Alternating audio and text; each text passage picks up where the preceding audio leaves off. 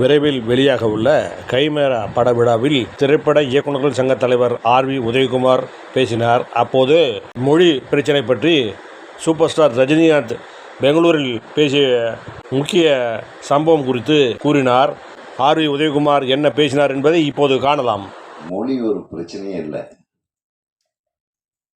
எனக்கு தெரிய நான் ஜெமினி ஸ்டுடியோவில் வேலை செஞ்சுட்டு இருந்தேன் கொஞ்ச நாள். அந்த ஜெமினி ஸ்டுடியோவில் வேலை செஞ்சுட்டு இருக்கும்போது ஒரு நிகழ்வு, கன்னட இண்டஸ்ட்ரி 50வது ஆண்டு விழா, கன்னட சினிமாவோட 50th இயர் செலிப்ரேஷன். அதுக்கு ஜெமினியிலிருந்து யாராச்சும் ரெப்ரசன்டேட்டிவ்ஸ் போகணும்னு என்னையும் என்னுடைய நண்பர் இயக்குனர் ராஜா ரவி அவர்களையும் அனுப்பி வச்சாங்க ஜெமினியிலிருந்து. நம்ம ஒரு நல்ல ஒரு இம்பார்ட்டன்ட் சீட்டு கொடுத்தாங்க. அப்போதான் நான் டைரக்டர் ஆகலை. போய் உட்கார்ந்துட்டு இருக்கும்போது யாருப்பா அந்த ஃபங்க்ஷனுக்கு வர்றாங்கன்னு பார்த்தா ராஜ்குமார் சார் வர்றாரு. அப்போ சிஎம் பேர், நல்ல பேர் மறந்துட்டேன் நான், கர்நாடகா சிஎம் பங்காரப்ப முன்னாடி இருந்தாரு அவர், ஹெக்டே, ராமகிருஷ்ண ஹெக்டே சிஎம். அப்புறம் சவுகர் ஜானகி அம்மா, அதுக்கப்புறம் வாணிஸ்ரீ, அப்புறம் ஆர்த்தி, விஷ்ணுவர்தன், அப்புறம் அந்த பட்டாளம் ஃபுல்லாக, அதோடு சேர்த்து நம்ம சூப்பர் ஸ்டார் ரஜினிகாந்த் எல்லாரும் மேடையில் இருக்காங்க. அங்கே பார்த்தேன் நான், இந்த மொழி பிரச்சனை வரும்போது எப்படி அதை ஹேண்டில் பண்ணாங்க அப்படின்றது நான் கண்ணாட பார்த்தேன். ஒவ்வொருத்தரும் பேசும்போது எல்லாம் கன்னடத்தில் பேசினாங்க. எங்கடே பேசினாரு, மற்ற கன்னட நடிகர்களும் பேசினாங்க. அதுக்கப்புறம் ஃபைனலாக ராஜ்குமார் சார் பேசுறதுக்காக வெயிட்டிங்.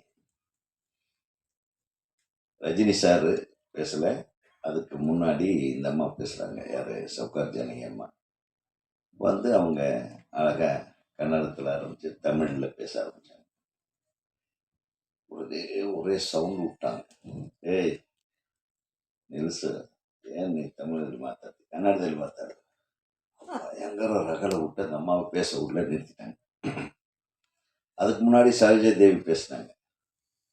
சரோஜா தேவி பேசி முடிக்கும் போது எனக்கு ஜாஸ்தி வாய்ப்பு கொடுத்தது எனக்கு தமிழ் இண்டஸ்ட்ரி தான் அப்படின்னு சொன்னாங்க. அப்புறம் தான் இந்த சத்தம் ஆரம்பிச்சிட்டாங்க. இது மொழியை எதற்கு பயன்படுத்துகிறோன்றது தான்.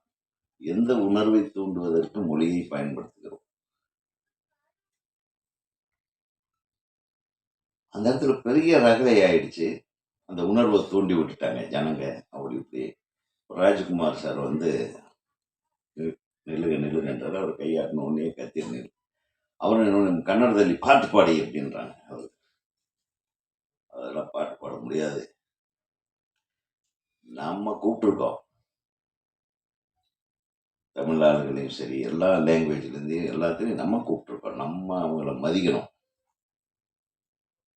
அதே மாதிரி தான் நம்மளை அவங்க மதிக்கிறாங்க. அடுத்து ரஜினிகாந்த் அவர் மாத்தாಡ್ತಾ ಇದ್ದಾರೆ அப்படின்ட்டார். எனக்கு உங்களுக்கெல்லாம் நிறைய பேர்த்துக்கு ரஜினி சாரை பிடிக்கும், சில பேர்த்துக்கு பிடிக்காது, சில பேர் கமல் சாரை பிடிக்கும், அதெல்லாம் வேற விஷயம். என்னை வியக்க வைத்த ஒரு மனிதர். அப்போ பெரிய ரஜினி சார் ஃபேன் இல்லை. அப்போ ரஜினி சார் படம்னா விரும்பி பார்ப்பேன். இப்போலாம் நம்ம எல்லாம் சிவாஜி ஃபேன் தான். நான் ரஜினி சார் அன்னைக்கு பேசின ஒரு ஸ்பீச் இருக்கு பாருங்க, எக்ஸ்ட்ராடினரி ஸ்பீச். அது அவரே ஞாபகம் வச்சிருக்காருன்னு தெரியாது, என் மனசுல செம்ம கிளாப்ஸ். அவர் என்ன பேசியிருப்பாருன்னு நினைக்கிறீங்க? சொல்றேன். கன்னடத்தில் பேசினார். கன்னடத்தில் பேசும்போது சொன்னாரு, நான் இங்க கண்டக்டரா, அவருடைய கதையை சொன்னார். தேவர் ராஜ்குமார் ಅನ್ನೋದವರು அவர் என்னை கூப்பிட்டு, டேய் நீ எல்லாம் கருப்பா இருக்க, நீ எல்லாம் நடிகனாக முடியாது, போடா வேற ஏதாச்சும் வேலையை பாடுறன்னு துரத்தி விட்டாரு என்ன அப்படின்னாரு. கர்நாடகத்தில் சொல்றாரு. ஆனா என்னை கூப்பிட்டு நடிக்க வச்ச ஒரே ஆளு பாலச்சந்தர் சார் தானே அப்படின்னு. எல்லாம் அமைதியாயிட்டேன். ஒரு விஷயத்தை மட்டும் சொல்றேன். லாங்குவேஜ்ங்கிறது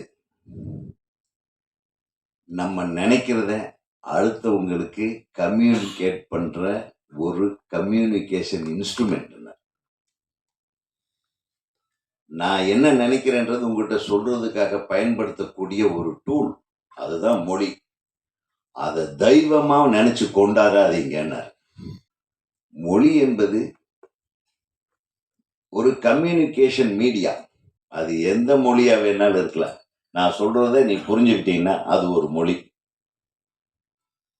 அது தமிழ்ல சொல்லி தமிழ்ல புரிஞ்சுக்கலாம், கன்னடத்துல சொல்லி கன்னடத்துல. இதை ஒரு தெய்வமா கொண்டாடி அதை ஒரு அபின் மாதிரி சாப்பிட்டு மொழி வெறி இது பண்ணணும்னு அவசியமே இல்லை அப்படின்னு பேசினார்.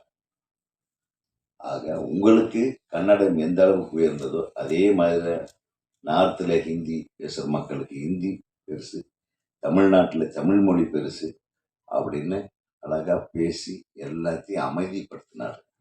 மிகப்பெரிய விஷயமா இருந்தது.